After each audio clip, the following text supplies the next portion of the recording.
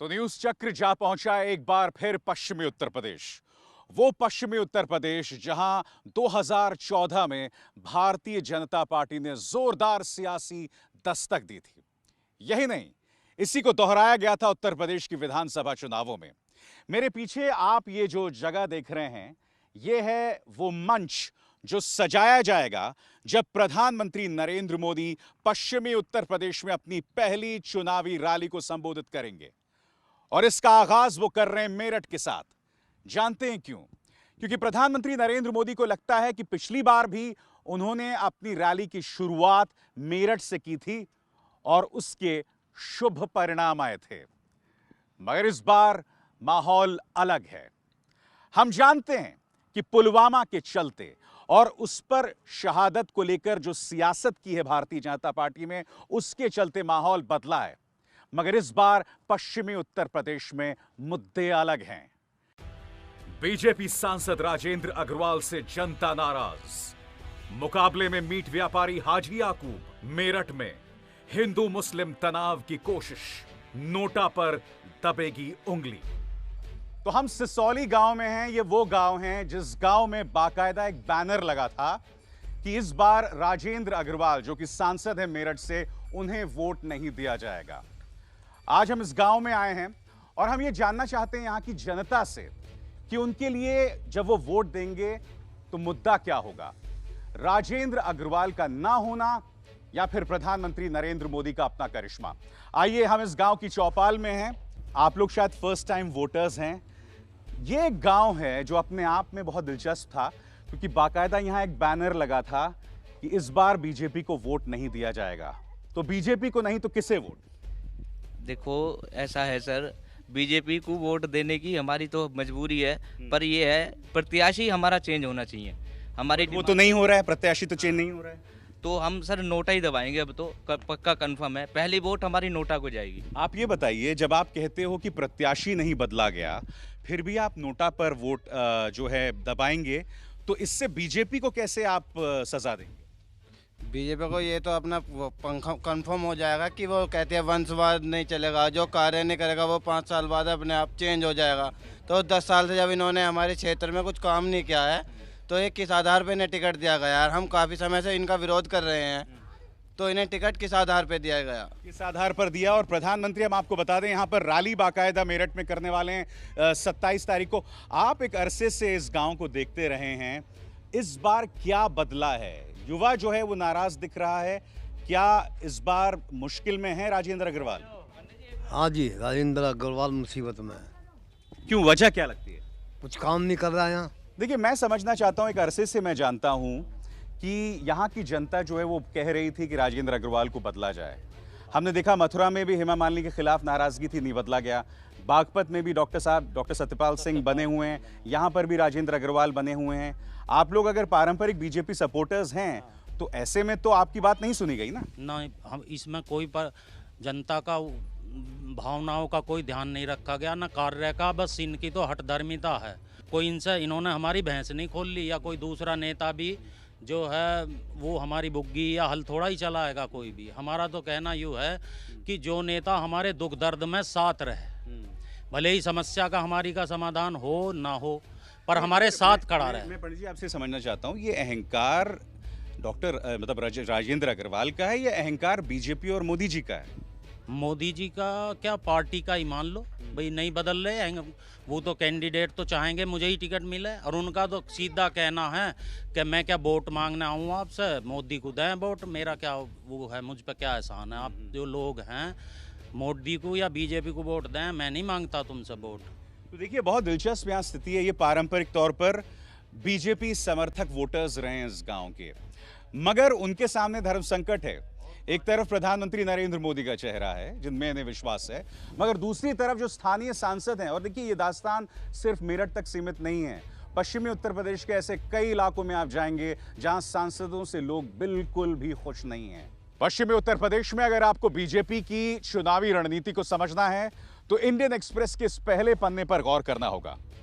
आप देख सकते हैं मुख्यमंत्री योगी आदित्यनाथ की पहली चुनावी सभा, और इस चुनावी सभा में उन्होंने कांग्रेस के कैंडिडेट इमरान मसूद को मसूद अजहर का दामाद बता डाला। जी हां, दामाद। क्योंकि मुख्यमंत्री योगी आदित्यनाथ इस बात को बखूबी समझते हैं कि अगर उत्तर प्रदेश के इस हिस्से में उन्हें चुनावी दस्तक देनी है तो माहौल का सांप्रदायिकरण करना होगा। और यकीन मानिए, इसका कोई ना कोई रिएक्शन भी होगा इमरान मसूद की तरफ से, और भारतीय जनता पार्टी ऐसे ही किसी रिएक्शन का इंतजार कर रही है। क्योंकि कम से कम आगरा में विजय संकल्प रैली में अमित शाह और योगी आदित्यनाथ की मौजूदगी में जो सभा थी वो काफी ठंडी थी। उस तस्वीर को देखकर या अपने सामने भीड़ को देखकर अमित शाह बहुत मायूस हुए हैं। और यह ना भूलें कि आगरा भारतीय जनता पार्टी का गढ़ है। मुजफ्फरनगर जाट नेता अजीत सिंह बना रहे हैं जाट अस्मिता का मुद्दा। सामने हैं संजीव बाल्यान। संसद में अजीत सिंह, मगर मोदी बने पीएम। देखिए, हम इस वक्त मुजफ्फरनगर में हैं और आप जानते हैं मुजफ्फरनगर वो जगह थी जिसने साल 2014 में न सिर्फ उत्तर प्रदेश बल्कि पूरे देश की दिशा तय की थी।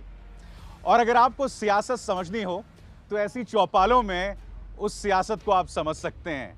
हमारे साथ हैं इस चौपाल में मुजफ्फरनगर की आम जनता, जिनमें कुछ किसान हैं, कुछ डॉक्टर्स हैं, और उनसे आइए जानते हैं कि दरअसल इस बार ऊंट किस करवट बैठने वाला है।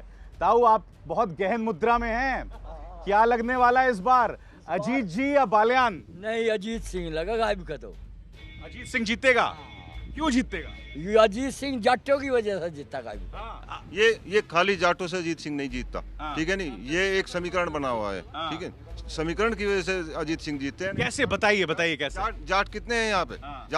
जाट मुश्किल से 1.25 लाख है, तो और मुसलमान प्लस जाट, उस वजह से जीत सकता है, एक समीकरण बना हुआ है। मगर मैं आपसे जानना चाहता हूं, क्या मुसलमान वोट देगा अजीत को? क्योंकि हम जानते हैं, मैं इसलिए पूछ रहा हूं क्योंकि हम जानते हैं जब दंगे हुए थे मुजफ्फरनगर में तो वो जाट बनाम मुसलमान होते थे। इस बार हालात बदलेंगे? हाँ जी, बिल्कुल बदलेंगे। अजीत सिंह को टोटल 1 मुंडन वोट देगा। सब देंगे। आप लोगों से मैं जानना चाह रहा हूं कि अगर जैसे कह रहे हैं यहां पर अजीत सिंह जीत गए, बागपत में भी वैसे ही माहौल बन रहे हैं क्योंकि उनका बेटा वहां है, मथुरा में भी जाट वोट है, तो ऐसे में फिर मोदी जी कहां से पीएम बन रहे हैं?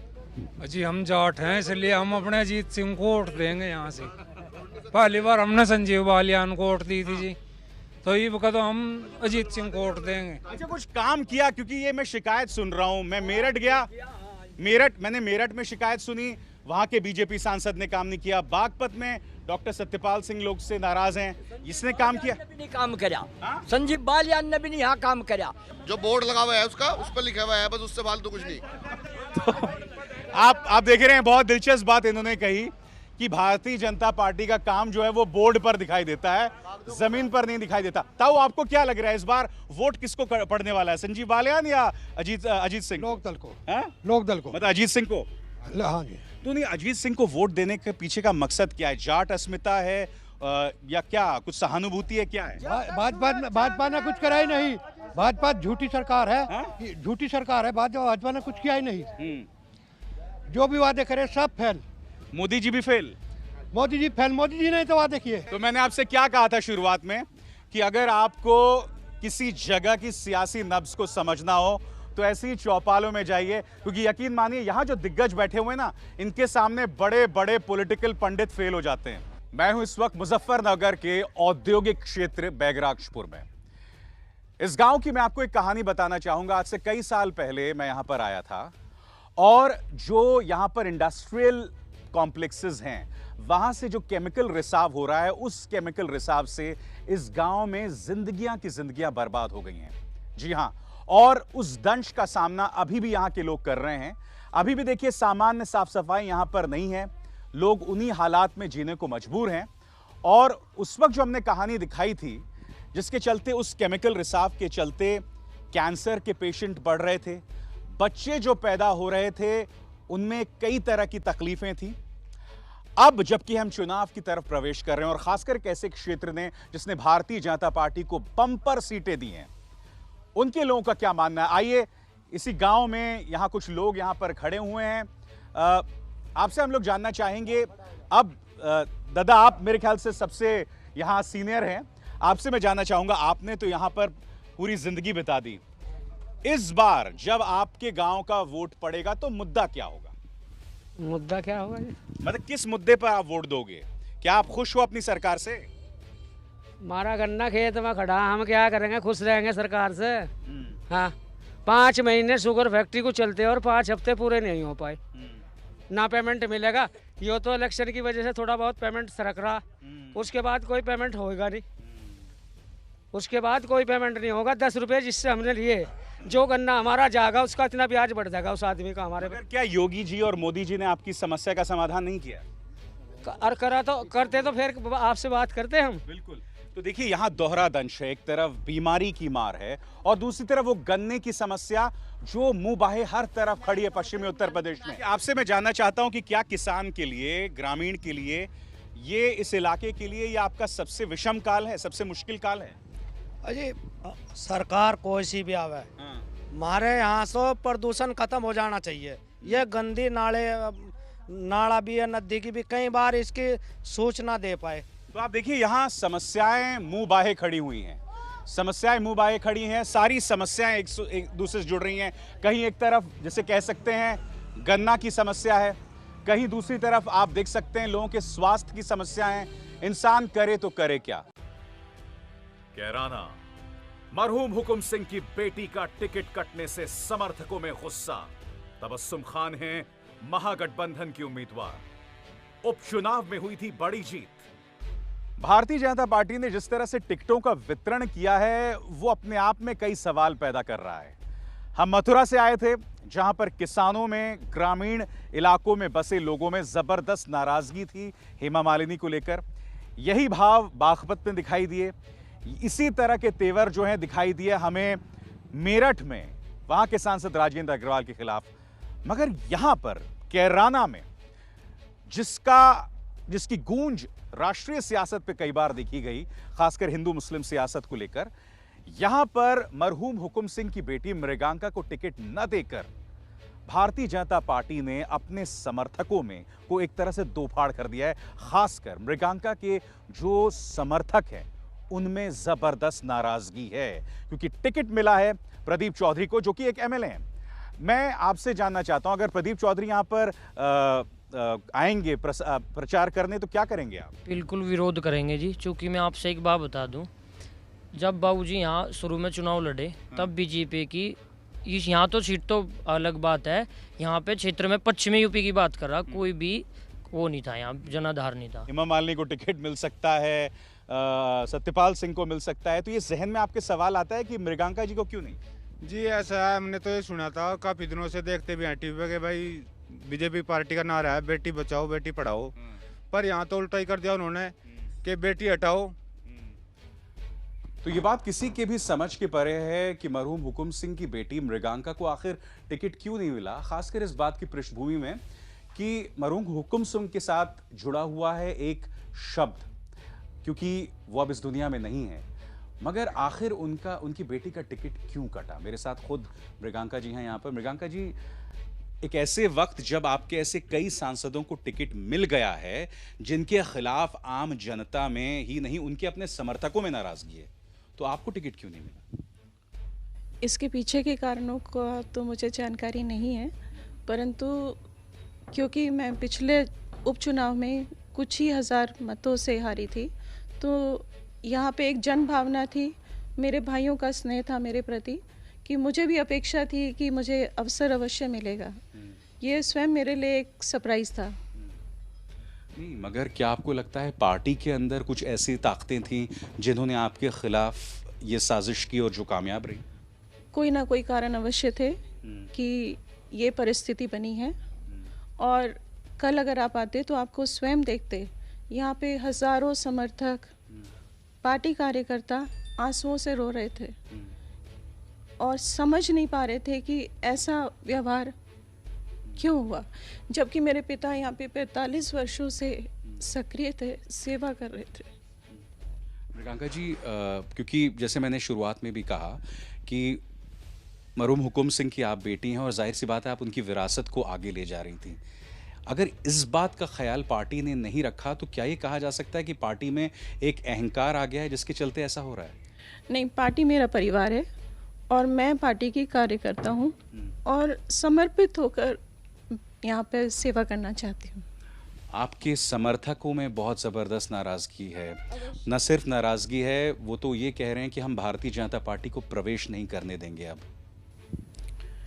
मैं उनको समझाने का प्रयास करना चाह रही हूँ और अब ये उनका स्वयं की प्रतिक्रिया है। हालांकि मैं बहुत समझाने का प्रयास कर रही हूँ। बागपत गन्ना किसानों में बीजेपी को लेकर गुस्सा कम हुआ। जाटों में जयंत चौधरी को लेकर ज्यादा चर्चा। बीजेपी को राष्ट्रवादी मुद्दों का सहारा। तो बागपत में किसानों का, खासकर गन्ना किसानों का मुद्दा बहुत गंभीर था। पिछले साल का जो उनका सारा है बकाया वो चुका दिया गया है, मगर अगर गन्ना किसानों की ही बात करें तो जो बकाया है वो 10,000 करोड़ के पार कर चुका है। इस बार बागपत की बात करें या मुजफ्फरनगर की, जाट अस्मिता में एक अलग रंग दिखाई दे रहा है, क्योंकि मुजफ्फरनगर में चौधरी अजीत सिंह चुनाव लड़ रहे हैं तो यहां बागपत में उनके बेटे जयंत मैदान में हैं। हमारे साथ ये तमाम लोग हैं जो किसान भी हैं, यहाँ के स्थानीय भी हैं। आपके हिसाब से क्या लग रहा है, इस बार हवा का रुख किस तरफ है? सत्यपाल जी मुश्किल में है या क्या है? लोग दल, सारे लोग दल पर जाएंगे। वजह क्या है? वजह क्या है? लोक दल को भी पड़ेगा। वादे झूठे हुए जी, मोदी के वादे झूठे हुए। चौधरी जयंत को भी वोट देंगे जी। चौधरी आपके हिसाब से क्या मोदी के वादे झूठे साबित हुए? ठीक है सर जी, मैं बताऊं, वैसे तो मैं जयंत को हूँ, ठीक है ना, वोट जयंत को दूंगा, लेकिन जो काम मोदी ने किया ना, पीएम वही बनना चाहिए। मतलब उनके ऐसा प्रधानमंत्री कोई नहीं है ही नहीं। आपको भी लगता है मोदी जैसा प्रधानमंत्री नहीं है? या तो बात सही है, पर जो सीट है हमारी या लोक दल पर जाएगी। तो हम एक बार फिर बागपत की एक शुगर मिल में मौजूद हैं। पिछली बार जब हम यहाँ मौजूद थे लोगों में जबरदस्त गुस्सा था और इतना गुस्सा था कि वो गुस्सा प्रधानमंत्री नरेंद्र मोदी और योगी आदित्यनाथ के खिलाफ उभर कर आ रहा था। मैं आपसे जानना चाह रहा हूं कि इस बार जयंत चौधरी यहां से चुनाव लड़ रहे हैं, मुजफ्फरनगर में चौधरी अजीत सिंह हैं, वोट किसको जाने वाला है यहाँ पर? जयंत चौधरी को जी, जयंत चौधरी को। अच्छा, हम सब सुन रहे हैं जयंत चौधरी को जाएगा, वजह क्या है?